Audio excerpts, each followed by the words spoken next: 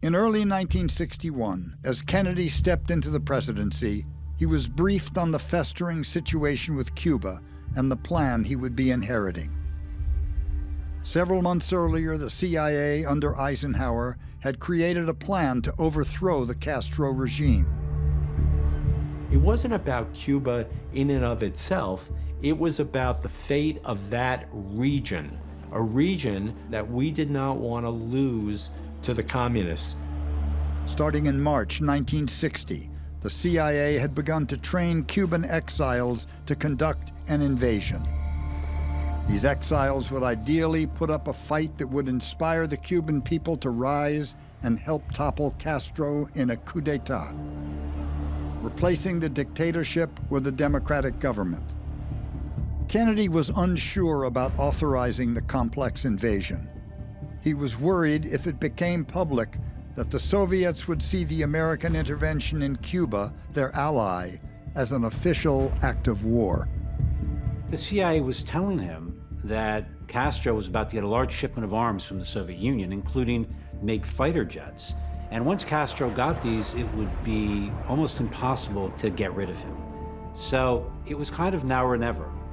He felt compelled to go forward with it, knew it was a bad idea, but he did not know how to undo it. On April 16th, Kennedy reluctantly agreed to the plan with one major exception. If the operation foundered for the Cuban exiles, the U.S. military would not intervene.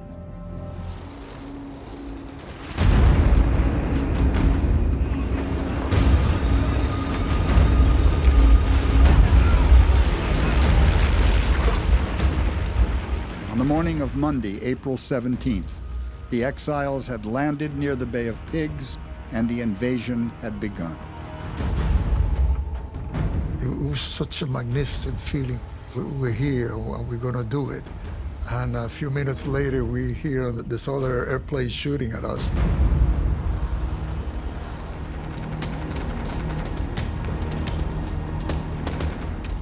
By Tuesday, April 18th, the Cuban exiles were caught between Castro's overwhelming forces and the sea, with nowhere to go.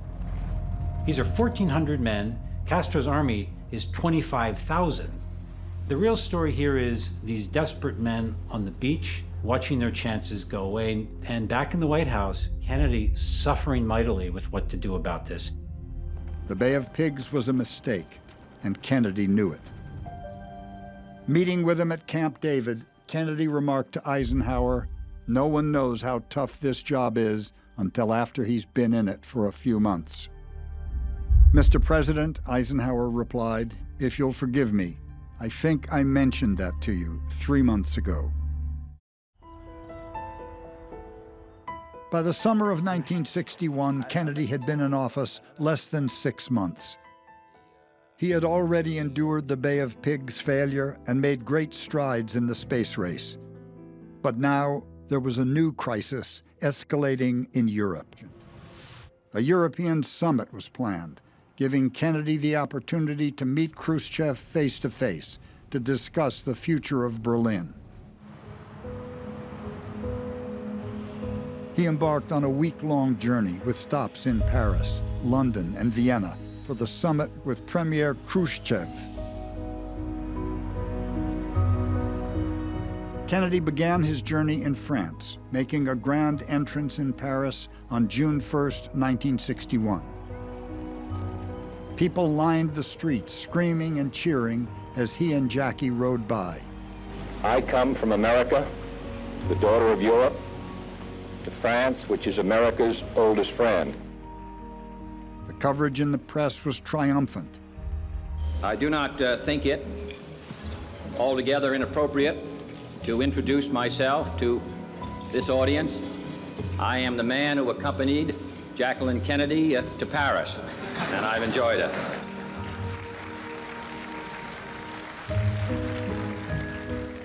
Though the trip started out bright and celebratory in France, it was about to take on a far more serious tone. Kennedy was finally going to meet face-to-face with Nikita Khrushchev. Vienna, June 4th, 1961.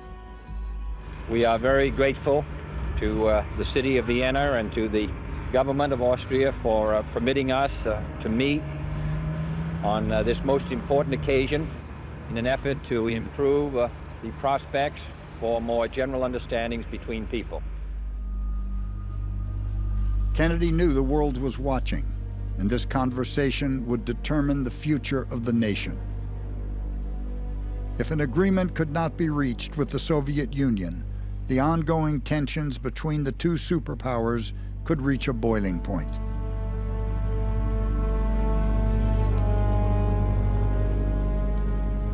Before their meeting, Kennedy and the Soviet premier posed for a photo. The president was tense, but eager to stand his ground. The idea that a young man who came from privilege could possibly have the toughness to operate on a global scale vis-a-vis Khrushchev made Khrushchev laugh. Kennedy says, we are not leaving West Berlin. And if you interrupt freedom of access to West Berlin, freedom of daily life in West Berlin, that is grounds for war. No advantage or concession was either gained or given. No major decision was either planned or taken. No spectacular progress was either achieved or pretended. Kennedy's meeting with Khrushchev in Vienna ended without a clear resolution. Though conflict had been narrowly avoided, things were far from over between the United States and the Soviets. One letter, one announcement, or one misstep could lead to war, and Kennedy treaded lightly in the political minefield. And we in this hall shall be remembered either as part of the generation that turned this planet into a flaming funeral pyre, or the generation that met its vow to save succeeding generations from the scourge of war. Kennedy certainly had a rocky first year. There's no question. Of course it was tough, and they didn't have many successes to report then, but they were not discouraged. They just thought, we have to do better. We'll do more and do better. In the final days of 1961, Kennedy was informed that reporters were considering writing a book about his first year in the White House. Kennedy responded, "Who would want to read a book about disasters?" Throughout his first year, Kennedy had learned the dangers of putting his trust in the wrong people. Bobby Kennedy, of course, became a real right-hand man for John Kennedy. Joe Kennedy told the boys when they were growing up, stick together. When Jack became president, and in the aftermath of the Bay of Pigs, this stick together doctrine became something that Jack lived. He stuck together with Bobby, and whenever he had a foreign policy challenge, he most valued Bobby's advice. A year full of mistakes and lessons learned came to a close. As the civil rights movement called on Kennedy to be more active and Cold War threats loomed over Washington, Kennedy accepted the past and kept his eyes on the horizon, determined to lead his country to a better 1962. Let us go forth to lead the land we love, asking his blessing and his help, but knowing that here on earth, God's work must truly be our own.